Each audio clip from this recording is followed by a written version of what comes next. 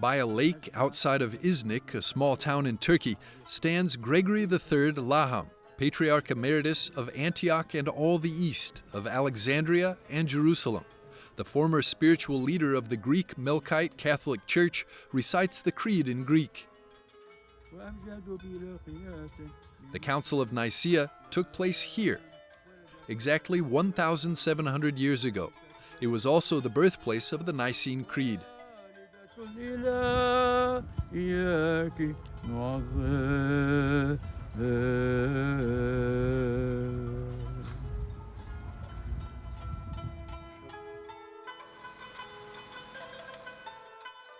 The Council in Nicaea today is Iznik, the name of today. And it's been very important because it's been the first ecumenical.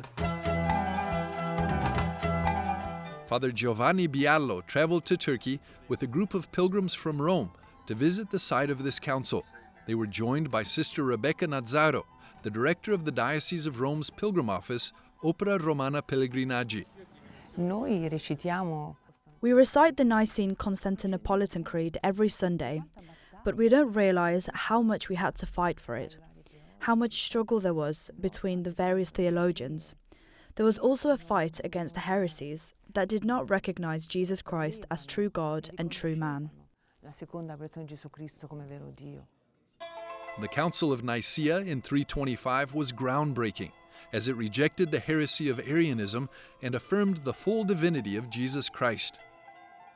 Church historians, such as the German professor Matthias Simperl, note that in 325, the Roman Emperor Constantine, concerned at the crisis the heresy was causing, called for the first ecumenical council in history, a gathering of the Church's bishops with the support of Pope St. Sylvester I. We can assume that there were meetings, as reported by contemporary and later sources. These were sessions in which all the council participants came together, in which public deliberations were held, including under the chairmanship of the emperor. We also know that disputes arose at the council, that bishops had to justify their controversial beliefs.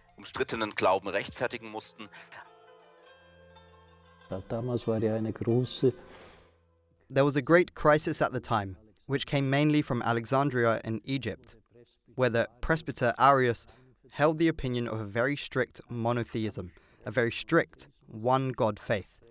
In his opinion, Jesus Christ cannot be the Son of God at all.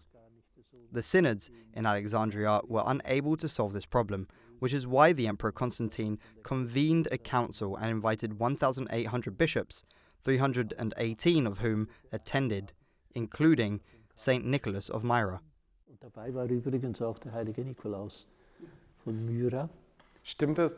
Is the legend that Saint Nicholas slapped Arius in the face true?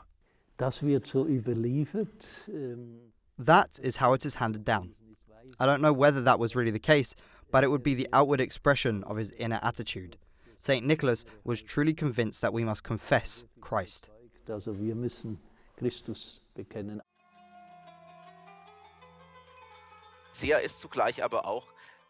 Even decades later, Nicaea was a resource on which church unity could be built, theologically. The divisions of the 4th century no longer play a role in ecumenical dialogue today. Almost all Christian denominations are united on the Trinitarian question. After all, this year, Orthodox and Catholic Christians are celebrating Easter on the same day. Together with Pope Francis, Cardinal Kurt Koch is committed to ensuring that Catholics and Orthodox will always have a common Easter date in the future. And the other dimension is the ecumenism of blood, which Pope Francis strongly underlined. Pope Francis asked the question, if our enemies unite us in death, how can we continue to divide ourselves? Wie können wir uns dann weiterhin trennen?